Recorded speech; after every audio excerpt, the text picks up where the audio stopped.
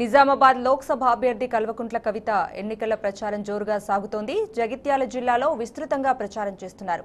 కోరుట్ల నియోజకవర్గ పరిధిలోని మల్లాపూర్ మండలంలో రోడ్ షో నిర్వహిస్తున్నారు. లైవ్ చూద్దాం. వచ్చేసినటువంటి మా అన్నదమ్ములు అక్క చెల్లెలు అందరూ కూడా ఇక్కడ చేరిండ్రు. అందరికీ కూడా పేరు పేరున హృదయపూర్వకంగా నా నమస్కారాలు తెలియజేస్తా ఉన్నాను. మరి గౌరవ శాసనసభ్యులు విద్యాసాగర్ రావు గారు, అదేవిధంగా బాపురెడ్డి అన్నగారు, మార్క్ఫెడ్ చైర్మన్ గారు, గ్రామ సర్పంచ్ గారు, గ్రామ శాఖ కమిటీ నాయకులు, అదేవిధంగా మండల స్థాయి నాయకులు అందరూ ఉన్నారు. అందరికీ కూడా పేరు పేరున నమస్కారాలు. ఇవాళ మొగిలిపేట గ్రామానికి మనం వచ్చినామంటే వచ్చినటువంటి సందర్భం మీ అందరికీ తెలుసు. ఎంపీల కోసం ఎన్నికలు జరుగుతూ ఉన్నాయి. ఈ ఎంపీ ఎన్నికలలో ఎవరికి మనం ఓట్లేయాలని చెప్పి ఆలోచించుకోవడం కోసం మనం ఈ సమావేశం ఏర్పాటు చేసుకున్నాం. మీరందరూ గమనించిన గత 5 ఏళ్లుగా తెలంగాణ రాష్ట్రం వచ్చిన తర్వాత కేసీఆర్ గారి నాయకత్వంలో ఒక్కొక్కటి ఎన్నో సమస్యలు 60 ఏళ్ల నుంచి ఉన్న సమస్యలన్నింటినీ కూడా పరిష్కారం చేసుకుంటూ ముందుకు వస్తూ ఉన్నాం. అందులో 24 గంటలు కరెంటు కావచ్చు, ఇంటింటికి మంచినీళ్ళు కావచ్చు, రైతులకు ఉచితంగా 24 గంటలు కరెంట్ ఇవ్వడం కావచ్చు, ప్రతి గ్రామంలో కూడా ఎన్నడూ మనం ఆలోచించనన్ని సీసీ రోడ్లు కావచ్చు, ప్రతి గ్రామంలో కూడా అంతకుముందు 10-20 పెన్షన్లు వస్తే ఇవాళ వందల సంఖ్యలో ప్రతి గ్రామంలో పెన్షన్లు రావడం కావచ్చు. ఇవన్నీ కూడా తెలంగాణలో మీరు చూస్తున్నారు. ఒక పక్క వైద్యంలో, ఒక పక్క విద్యలో, అన్నిట్లో కూడా ముందుకు పోతున్నాం. నిన్నగాక మొన్న ఒక సర్వే వచ్చింది. అందులో కూడా మళ్ళీ భారతదేశం మొత్తంలో నంబర్ 1 ముఖ్యమంత్రి ఎవరంటే కేసీఆర్ గారు అని చెప్పి దేశంలోనే నంబర్ 1 ముఖ్యమంత్రిగా కేసీఆర్ గారి పేరు వచ్చింది. ఉట్టిగా రావు కదా. తెలంగాణ తెచ్చుకున్నాక 5 ఏళ్ళు మెదడు కరిగించి, చెమటోడ్చి, రక్తం మరిగించి కష్టపడితే ఇవాళ దేశంలో నంబర్ 1 అయిన తెలంగాణ ఉట్టికి గాలే. అంతకుముందున్న నాయకులు ఎవరు కూడా వాడలేదు, మెదడు వాడలేదు, చెమటోడ్చలేదు. అధికారంలోకి వచ్చినామా, పదవులు అనుభవించినామా, అవతల పడ్డమా అన్నట్టు ఉండే. ఆ మార్పు మీకు కనిపిస్తున్నది. గ్రామాలలో ఉండే మా ఆడబిడ్డలకు స్పష్టంగా కనిపిస్తున్నది. ఎందుకు ఈ మాట చెప్తా ఉన్నా అంటే గౌరవ ముఖ్యమంత్రి గారు అనేక సందర్భాలలో మాట్లాడేటప్పుడు మాతో చెప్తారు, ఎమ్మెల్యేలకైనా ఎంపీలకైనా పదవులు రాగానే అందలం ఎక్కినట్టు కాదు, పదవి అంటే బాధ్యత. పదవులు రాగానే ఏమవుతాయి, కొంతమంది ఉంటారు చిన్న చిన్న పదవులు వస్తాయి. రాగానే నిన్న మొన్నటి దాకా అందరినీ అన్న అన్న అంటాడు. పదవి వచ్చిన తెల్లారి పేరు పెట్టి పిలుచుడు షురు. అదేవిధంగా పదవి రాకముందు మామూలుగా ప్యాంటు షర్టు తీసుకొని తిరిగిన వాళ్ళు పదవి రాగానే జీన్స్ ప్యాంటు, తెల్ల షర్టు, తెల్ల బూట్లు, నల్ల కళ్ళద్దాలు పెట్టుకొని ఎవరిని గుర్తుపట్టకుండా తిరుగుతుంటారు. ఇది చూస్తుంటాం, మనం గమనిస్తుంటాం. కానీ మా ముఖ్యమంత్రి గారు మా అందరికీ, ఎమ్మెల్యేలకు, ఎంపీలకు, సర్పంచ్లకు, ఎంపీటీసీలకు, మున్సిపల్ చైర్మన్లకు అందరికీ కూడా ఎప్పుడు పదే చెప్తారు, పదవి అంటే బాధ్యత. అన్నిటికన్నా ఎక్కువ తెలంగాణ వాళ్లకు పదవి అంటే అద్భుతమైనటువంటి అవకాశం తెలంగాణను ముందుకు తీసుకుపోవడానికి. ఎందుకంటే వేరే వాళ్ళది వేరే సంగతి. మనం మాత్రం 60 ఏళ్ళు కొట్లాడి రాష్ట్రం తెచ్చుకున్నాం కాబట్టి మనం ఉట్టిగా తీసుకోవడానికి లేదు. అందుకే ఇవాళ ప్రతి ఒక్క పని కూడా తెలంగాణలో జరుగుతున్నది.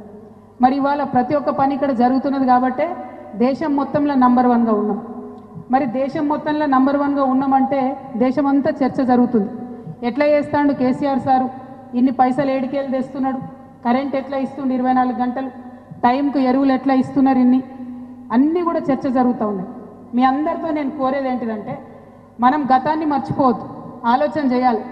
5 ఏళ్ల కిందట ఎట్లుంటిమి, ఇవాళ ఎట్లున్నాం. 5 ఏళ్ల కిందట బీడీ కార్మికులకు పెన్షన్ వచ్చిందమ్మా? ఎవరన్నా అడిగినరా అసలు బీడీ కార్మికులు? 60 ఏళ్ళు ఆంధ్రులతో కలిసి ఉంటుంది. ఆనాడు ఎవ్వరు పట్టించుకోలేమన్నది. ఆంధ్ర పాలకులు ఉన్నటువంటి సందర్భంలో ఎవ్వరు అడగలే. కానీ కేసీఆర్ గారు ఆలోచన చేసి 1000 రూపాయలు పెన్షన్ మొదలుపెట్టినాక మా అక్క చెల్లెలు అన్నారు, అక్క మాకు జర పరేషాన్ ఉంది, మరి ఇంట్లో అందరికి వస్తలేదు, అత్తకు వస్తే కోడలికి వస్తలేదు, కోడలికి వస్తే అత్తకు వస్తలేదు, ఇబ్బంది అవుతుంది అన్నారు. ఆ ముచ్చటే చెప్పినాం సార్. చెప్పినాక దాన్ని మార్చి ఇవాళ ఏం చేస్తున్నాం, ఇంట్లో బీడీ కార్మికులు ఎంతమంది ఉంటే అందరు కూడా పెన్షన్లు ఇస్తున్నాం. దాంతోపాటు మళ్ళీ మా అక్కలు చెప్పిండ్రు, పిఎఫ్ కార్డులు ఉన్న వాళ్ళకే వస్తున్నాయి, కొంతమందికే వస్తున్నాయి, కట్ ఆఫ్ డేట్ పెట్టిండ్రు, మరి మొత్తం దాన్ని పెంచుండ్రి, పిఎఫ్ కార్డులు ఉన్న వాళ్ళు అందరికీ ఇయ్యండి అన్నారు. మీ అందరి మాట మళ్ళీ సార్కి చెప్పినాం. సార్ మీ మాట విని మొన్నటి ఎన్నికలలో వాగ్దానం చేసింది, పిఎఫ్ కార్డులు ఉన్న అందరికి కూడా పెన్షన్లు ఇస్తామని చెప్పినట్టుగా ఇవాళ ఏప్రిల్ 1 నుండి మీకు పెన్షన్ స్టార్ట్ అవుతుంది. మే 1 నాడు మరి మీ అకౌంట్లలో పడతాయి. అది కూడా 1000 కాదు 2000 రూపాయలు పడతాయి. ఈ మాట ఎందుకు చెప్తా ఉన్నా అంటే అధికారంలోకి వచ్చేటోళ్ళు 5 ఏళ్ల కోసం వస్తారు, చెప్పింది వెంటనే చేయరు సాధారణంగా. కానీ మొన్న 2 నెలల కింద చెప్పినాం, ఇప్పుడు మేలో మీ అందరికి కూడా 2000 వస్తూ ఉన్నాయి. అంతేకాదు పెద్దవాళ్ళు చాలా మంది ఉన్నారు ఇక్కడ, వాళ్ళందరూ కూడా గమనించాలి. 65 ఏళ్ళకి ఇదివరకు పెన్షన్ ఇచ్చినాం మనం. అందరు ఏమన్నారు, ఇవాళ రేపు తినే తిండికి చేతనైతే లేదు, తక్కువ ఏంటి పెన్షన్ ఇచ్చే వయసు, తొందరగా ఏంటి పెన్షన్ అన్నారు. ఆ మాట సార్కి చెప్పినాం. ఒక్క క్షణం కూడా ఆలోచించలే సార్. నేను సాగర్ అంకులు 60 ఏళ్ళలో చెప్తారు కావచ్చు సార్ అనుకున్నాం, కానీ 57 ఏళ్ళ నుంచే పెన్షన్ ఇవ్వడం మొదలు పెడతామని గౌరవ ముఖ్యమంత్రి గారు చెప్పిండ్రు. ఇవాళ 57 సంవత్సరాలు నిండినటువంటి ప్రతి పేదరాలికి మరి పెన్షన్ వచ్చేటటువంటి పరిస్థితి ఉన్నది. ఇవన్నీ ఎందుకు చెప్తున్నా అంటే పేదవాళ్ళ గురించి ఆలోచన ఉన్నటువంటి నాయకులు, పేదవాళ్ళ గురించి ఆలోచన చేసే రాష్ట్రాలు తక్కువ ఉన్నాయి. మళ్ళీ ఇంకో శుభవార్త ఏంటంటే ఈ బీడీ కార్మికుల అక్క చెల్లెలు మన ఒక్క రాష్ట్రంలో లేరు, ఇంకా 13 రాష్ట్రాలలో ఉన్నారు. కానీ ఎక్కడ 13 రాష్ట్రాలలో ఎవరికి పెన్షన్ వస్తలేదు. ఇవాళ మన దగ్గర మొదలుపెట్టినాం, రేపటి నాడు మన స్ఫూర్తితోని బీడీ కార్మికుల అక్క చెల్లెలు మిగతా రాష్ట్రాలలో కూడా పెన్షన్ తెచ్చుకునే పరిస్థితి ఉంటుంది. అది ఎప్పుడు జరుగుతుంది? కేసీఆర్ గారు లాంటి నాయకులు దేశ స్థాయిలో మాట్లాడగలిగినప్పుడు, దేశ స్థాయిలో జరిగేటటువంటి నిర్ణయాలలో తన వంతు పాత్ర పోషించే అవకాశం ఉన్నప్పుడు ఖచ్చితంగా మనకు జరుగుతున్నటువంటి మంచి మన సాటి అక్క చెల్లెలకు కూడా జరుగుతుంది. ఈ విషయం రైతు బంధులో రుజువైంది. మన దగ్గర రైతు బంధు పథకం పెట్టి ఎకరానికి 4000తో మొదలుపెట్టినాం, దాన్ని ఇప్పుడు 5000కు పెంచుకున్నాం. ఒక్క మన రాష్ట్రంలో ఇయ్యంగానే దేశమంతా కూడా ఇవాళ ఇచ్చేటటువంటి కార్యక్రమాలు మొదలైనవి. మన రాష్ట్రంలో ఇస్తే 75 లక్షల మంది రైతులకు ఉపయోగమైంది, కానీ దేశమంతా ఇస్తే కోట్లాది మంది రైతులకు ఉపయోగమైంది.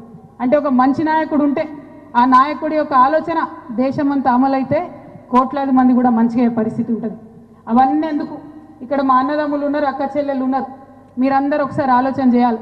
మన పిల్లలు ఇవ్వాలి రేపు అందరూ చాలామంది అమెరికాలలో ఉంటున్నారు, లండన్లో ఉంటున్నారు, ఆస్ట్రేలియాలో ఉంటున్నారు, దుబాయ్లో ఉంటున్నారు, గల్ఫ్లో ఉంటున్నారు. వాళ్ళందరూ వస్తారు ఇండ్లకు అప్పుడప్పుడు సెలవులకని. వచ్చినప్పుడు చెప్తారు మనకు అక్కడ దేశం ఎంత బాగుంటుంది, అక్కడ రోడ్లు ఎంత నుండి ఉంటాయి, రోడ్లు పొద్దున సాయంత్రం నీళ్ళతో ఎట్లా కడుగుతారు, ఒక్క చుక్క చెత్త కూడా ఉండకుండా ఎట్లా ఉంటుంది, నీళ్ళు ఎట్లా వస్తాయి, 24 గంటలు కరెంట్ ఎట్లా ఉంటుంది, ఇవన్నీ కూడా మనకు చెప్తారు. చెప్పినప్పుడు మనకు అనిపిస్తుంది, అరే మరి మన దేశం ఎందుకు గిట్లున్నది, మన దేశం ఎందుకు అమెరికా లెక్క ఉండదు, మన దేశం ఎందుకు ఆస్ట్రేలియా లెక్క ఉండదు, ఆలోచన వస్తుంది కదా మనకు కూడా. మనోళ్ళు ఇక్కడ నుంచి అక్కడ చదువుకోవాలనుకుంటారు, ఇక్కడ నుంచి పోయి అక్కడ ఉద్యోగాలు చేయాలనుకుంటారు, ఇక్కడ నుంచి పోయి అక్కడనే సెటిల్ కావాలనుకుంటారు. ఎందుకోసం? అక్కడ జీవితం బాగుంటుంది, నీట్గా ఉంటుంది. మరి మన దేశమే మన చిన్న దేశం. ఇది ఒక్కటే ఆలోచన. ఎన్ని ఊర్లు తిరిగితే, ఎంతమందిని కలిస్తే అన్ని ప్రాబ్లమ్స్, అన్ని సమస్యలు తీర్చేటటువంటి ఆస్కారం ఉంటుంది. మరి నా వంతుగా మొదటిసారి మీరు గెలిపించినప్పుడు కింద స్థాయిలో తిరిగేటటువంటి ప్రయత్నం చేసిన, పార్లమెంట్లో అవకాశం వచ్చినప్పుడల్లా మన సమస్యలు, అది పసుపు సమస్య కావచ్చు, బీడీల సమస్య కావచ్చు, సింగరేణి కార్మికులకు ఇన్కమ్ ట్యాక్స్ రద్దు చేయాలనే సమస్య కావచ్చు, కశ్మీర్ సమస్య కావచ్చు, ఇంకోటి కావచ్చు, అన్నిటి మీద కూడా మాట్లాడేటటువంటి ప్రయత్నం చేసిన. మీ అందరితో నా ప్రార్థన ఒకటే, మీరందరూ మళ్ళీ నన్ను దీవించి ఆశీర్వదించి గెలిపిస్తే తప్పకుండా ఇప్పటివరకు నేను చేసినటువంటి పనిని ఇంకా మంచిగా చేసేటటువంటి ప్రయత్నం చేస్తా, ఇంకా అద్భుతంగా చేసేటటువంటి ప్రయత్నం చేస్తా. నేను సాగర్ అంకుల్ ఇద్దరం కలిసి ఒక మాట అనుకున్నాం. ఇప్పటి వరకు కొన్ని పనులు చేసినాం, చేయాల్సిన పనులు ఇంకొన్ని మిగిలిపోయినాయి. ఏం మిగిలిపోయినాయి? ముఖ్యంగా ఒకటి, ప్రతి ఊర్లో కూడా ఇండ్లు లేని పేదవారు ఉన్నారు, వారందరికీ కూడా ఇండ్లు కట్టించి ఇవ్వాల్సినటువంటి అవసరం ఉన్నది. దానికోసం కేసీఆర్ గారు ఏం చేసిండ్రు? ఆలోచన చేసి సొంత జాగా ఉన్న వాళ్ళందరికీ 5 లక్షల రూపాయలు ఇస్తామని చెప్పిండ్రు. అది మే 1వ తారీఖు తర్వాత సొంత జాగా ఉన్న వాళ్ళ వివరాలు తీసుకుంటారు, వారందరికీ కూడా డబ్బులు ఇవ్వడం జరుగుతుంది. అది కాకుండా ఇంకా కొంతమంది ఉంటారు, జాగా లేని వాళ్ళు ఉంటారు, అసలే ఆధారం లేని వాళ్ళు ఉంటారు. వాళ్ళ కోసం నేను సాగర్ అంకుల్ ఇద్దరం కూడా కలిసి నిర్ణయం తీసుకున్నాం. వచ్చే 2 ఏళ్లలో ప్రతి ఒక్క గ్రామంలో డబుల్ బెడ్రూమ్ ఇండ్ల నిర్మాణం తప్పకుండా షురూ చేస్తాం. వచ్చే 5 ఏళ్ల తర్వాత తిరిగి చూసుకుంటే మళ్ళా మిమ్మల్ని ఓట్ల కోసం అడగడానికి వచ్చే లోపట మొత్తం కోరుట్ల నియోజకవర్గంలో ఇల్లు లేని పేదవాళ్ళు ఒక్కరు కూడా ఉండకుండా మా వంతుగా ప్రయత్నం చేస్తామని చెప్పి మీకు తెలియజేస్తా ఉన్నాను. రెండవది, మనకి ఇంకో ముఖ్యమైన పని ఉన్నది. మా ఆడబిడ్డలు, అక్క చెల్లెలు గ్రామాల్లో ఉండేవాళ్ళు, డ్వాక్రా గ్రూప్లలో ఉండేవాళ్ళు, వాళ్ళందరికీ ఏం జరుగుతుంది? ఇవాళ లోన్ వస్తుంది, వచ్చిన లోను మనం మనిషిని వంచుకుంటున్నాం, తర్వాత మళ్ళీ బ్యాంకుకి తిరిగి కడుతున్నాం. అంతేగాని ఒక్క రూపాయి కూడా అదనంగా మనకు వస్తలేదు, ఆమ్దన్ అన్నది చేతుకు లేదు. ఇంటికి వచ్చేటటువంటి ఆదాయానికి జోడించేటటువంటి పరిస్థితి లేదు. దాన్ని మార్చుకోవాలి. దానికోసం కేసీఆర్ సార్ ఆలోచన చేసిండ్రు.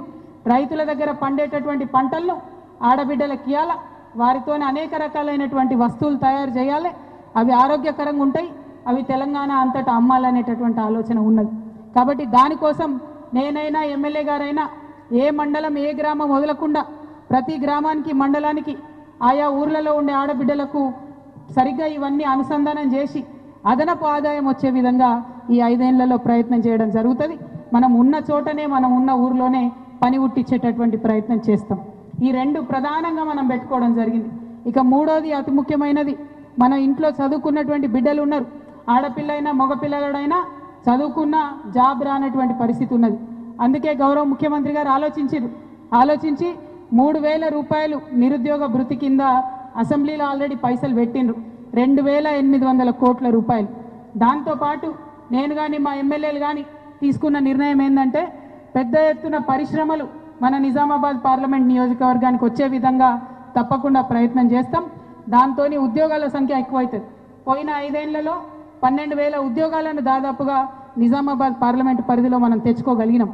కానీ ఇంకా ఎక్కువ తెచ్చుకోవాలి, ఇంకా ఎక్కువ ప్రయత్నం చేయాలి.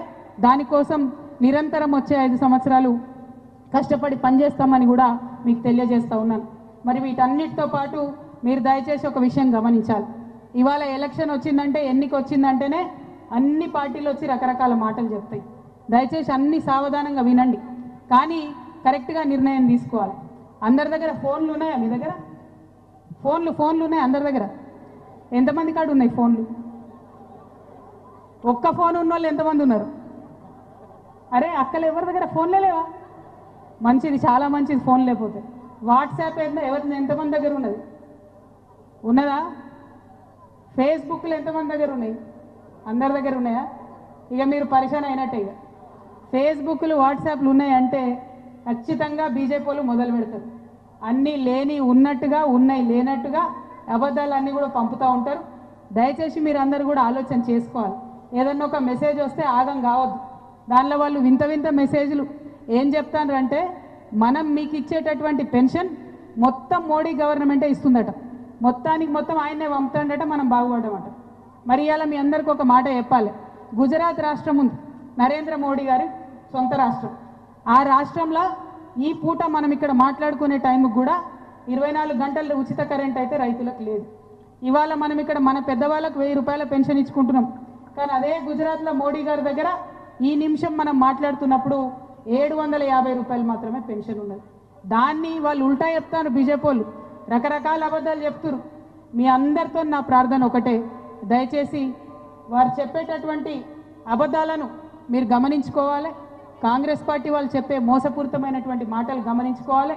నిరంతరం మీతో నిలబడేటటువంటి నాయకులను గెలిపించుకోవాలి. అన్నిటికన్నా ఎక్కువ కారుకి ఓటేసి మరి 16 సీట్లు తెలంగాణ నుంచి సాధించి దేశ స్థితిగతులను మార్చే వైపుగా నిర్ణయం చేసుకోవాలి. దానికోసం మీరందరూ ఏప్రిల్ 11న ఎన్నిక జరుగుతూ ఉంది. పెద్ద ఎత్తున ప్రతి గ్రామంలో కూడా కదిలి కారు గుర్తు కోటేయవలసిందిగా మిమ్మల్ని ప్రార్థన చేస్తూ మీ దగ్గర నేను సెలవు తీసుకుంటా ఉన్నాను. Thank you. జై తెలంగాణ, జై తెలంగాణ. ఇగో నేను ఇక లొల్లి పెట్టుకుంటా మొగిలిపేటోళ్ళతో. ఆడబిడ్డలు ఎవ్వరు చేతులు ఎత్తులేరు. ఎత్తుతారా ఈసారి? ఒక్కసారి పిడికిలు బిగించాలి. జై తెలంగాణ, జై తెలంగాణ.